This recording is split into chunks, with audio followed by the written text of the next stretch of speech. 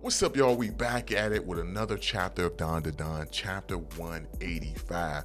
Yo, this is one of those chapters where I feel like it's going to be a lot of people upset when they read it. And shoot, it's going to be even more people upset when they actually see it in the anime, because Dandadan as a series, they don't shy away from tackling serious situations that happen in the everyday world. So what happened in this chapter, where you find out that there's probably many other women just like Yuki who's being blackmailed, into taking pictures, which is insane that, people even do crazy crap like that. But being blackmailed into taking inappropriate pictures is just, oh man, I feel like it's gonna tug a lot of people's heartstrings, and they're gonna be really pissed at this chapter. And I can only imagine how many people are gonna be excited when the culprit that's actually responsible for all of this gets their coming in this series. Like, I can imagine that being people's favorite chapter. Like, I was glad when they beat the crap out of such and such. They needed that payback. They need to suffer. So I could imagine that going down once this gets animated. As far as the manga, I could still picture a couple people, talking about it online and, saying like, yo, this was an intense chapter. Not the fighting, but like stuff that happened in the background, like the stuff that was really going on with the students. So, sensitive topic, so I ain't gonna dive too deep into it, but yeah, Yuki, I thought she set the class rep up. I was really thinking that, but in this chapter we find out that not to be the case. But we about to get right into it, man. Make sure you subscribe, hit the bell for all notifications, greatly appreciate it. But you have it where the chapter starts off where the class rep, she's in her singer mode or superstar mode, whatever you want to call it.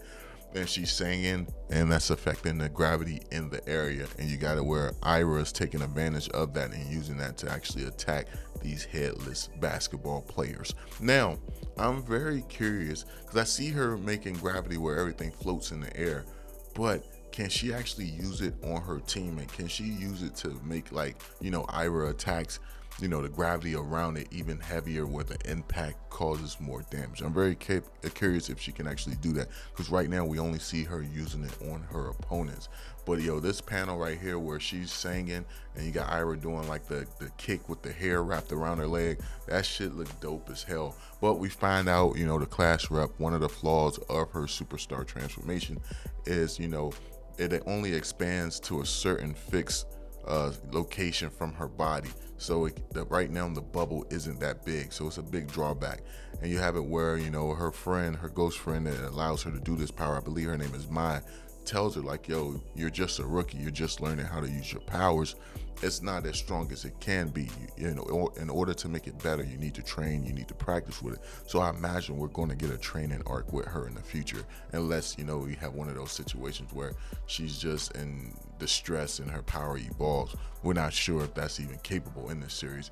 But you got it where Aira, she asks like, yo, where is Yuki at? Like, wasn't she with you? And then that's when you find out like Yuki's head got taken off as well. She got slam dunked into one of the basketball goals, which is insane, man. Like, that's a killer move. But you see it where you got the little pygmies or floating and trying to reattach her head, but of course they're so small they're not able to really do much. And you got it where Aira as well as the class rep, they can't locate her, and they send Mai, which is I guess the microphone, or the turtle ghost, to go find my head and bring it, not my head, but find Yuki's head and bring it back to him so that they could, reverse the situation. And you got it where she undoes her powers, class rep undoes her superstar transformation, and then instantly she regresses because you see these guys are constantly attacking her. And you got it where she's like, nah, I changed my mind, come back. Now for me, that was a hilarious moment, man. I thought that was hilarious as hell. But you got it where the ghost Mai actually appears in front of the Yuki head and teams up with the pygmies and have them work together to actually restore Yuki's body. And I ain't gonna lie, this was a dope scene. I like this action. This was pretty great. This was pretty dope. But you have it where they actually restore Yuki. Yuki's back to her original body, but she's still somewhat unconscious. It looked like she's having a horrible dream. And that's when you have Aira telling her to wake up and snap out of it. And once that happens, you see that Yuki is surprised that Aira saved her, because remember, all of their interactions with one another, they were kind of like, arguing amongst themselves for, they didn't get along as kids. So you got it where, Yuki immediately says like, yo, I know who the perpetrator is. I know who the person is that sent me to actually, try to acquire Momo's power. And it turns out that it was her PE teacher, which is crazy, yo. The skis bag. He was on the internet looking for people who was pretty much had social media accounts that went against the school rules. And then once he found whatever they were doing on those accounts, he would blackmail them. So yeah, I hope he gets his comings. I hope they punish this dude and beat him to a pulp. I'm sorry, I just want that to happen. This guy needs to be taken out right now. But of course, you got it where since Yuki is back alive, your girl, class rep Rin, was able to use her powers again. She goes back into her superstar mode, and her and Aira start teaming up against these basketball players. But you have it where the range of the class rep ability is getting smaller and smaller, and that's because the more she sings, the weaker her power becomes, almost like you're straining your voice. So I guess that makes sense for her, as a flaw for her ability. So she's her most strongest when she first starts to sing, which means she needs to increase her vocals, do some singing lessons and stuff like that.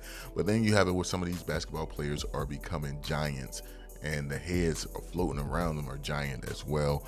And then you have it where they're like, yo, we gotta locate, the PE teacher, figure out where he is in the gym so that we could take him down. That's when they have Yuki, have to, tell the little men to search, her little puppets, to search for this guy so that they can take him out.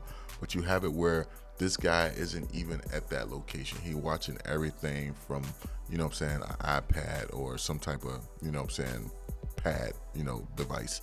And he's like, yeah, I'm not in that location, so I could constantly keep attacking. The moment y'all stepped into the gym, y'all fate was sealed. So I wonder how long it's gonna be before they actually figure out where this guy is. Also, we still haven't seen Okarun or Kenta yet. We know they was facing off against two guys outside, and that's pretty much all we got from them a couple chapters ago. And I'm imagining it's going to jump to them in the next chapter and show what they're going through outside and how they're going to be able to take down those two opponents. I'm very curious about that, because right now Kenta's the only one with powers out the two of them. I don't know what they're going to do as far as in the Aira situation. Maybe it'll be where Kenta and Okarun beat the people outside, and they actually go to locate, the PE teacher at his location to actually help out Aira and the class rep and Yuki. I'm not exactly sure, but all in all, I'm looking forward to the next chapter, because I definitely want to see this guy get taken down. But let me know your thoughts down below in the comment section below, and I'll catch y'all in the next one. Peace.